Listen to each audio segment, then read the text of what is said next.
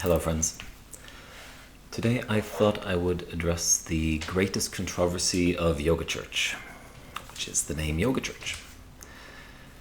Some of you have expressed how much you appreciate it and how it unites East and West, past and present, and directing all of that towards the future.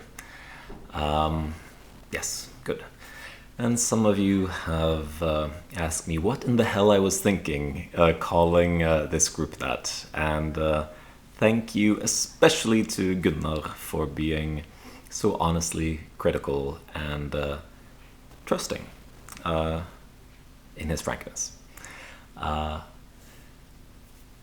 So yeah, what was I thinking?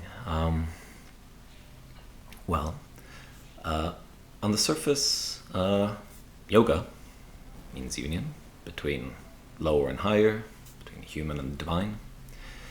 And to me, a house, a gathering place dedicated to that union is a church. At least in Western language it is.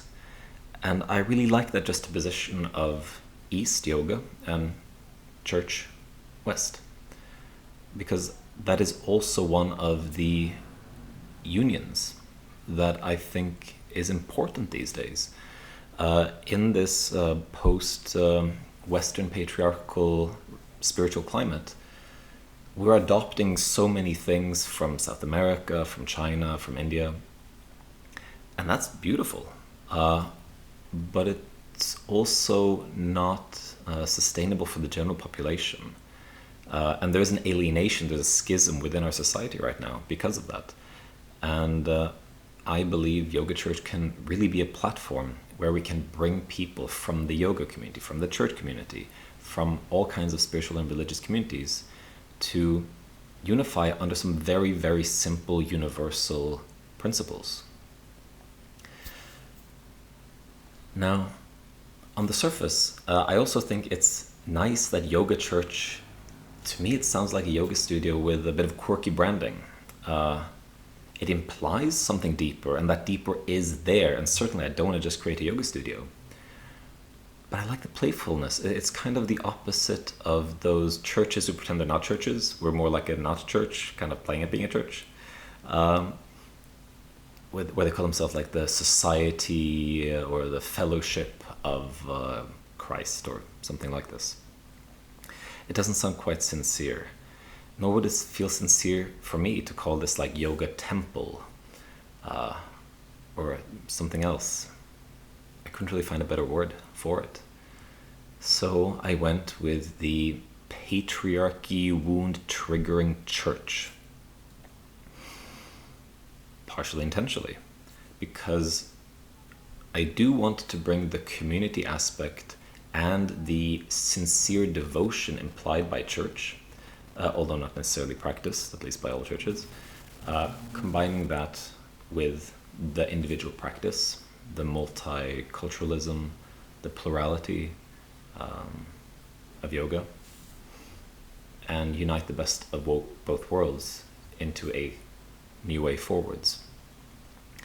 And I believe a fundamental part of that is integrating our Christian and monotheistic karma. It's there. And I think that as long as we're evading or avoiding it, that limits the depth and the possibility of breadth, of connection with the rest of society that we can have as an organization.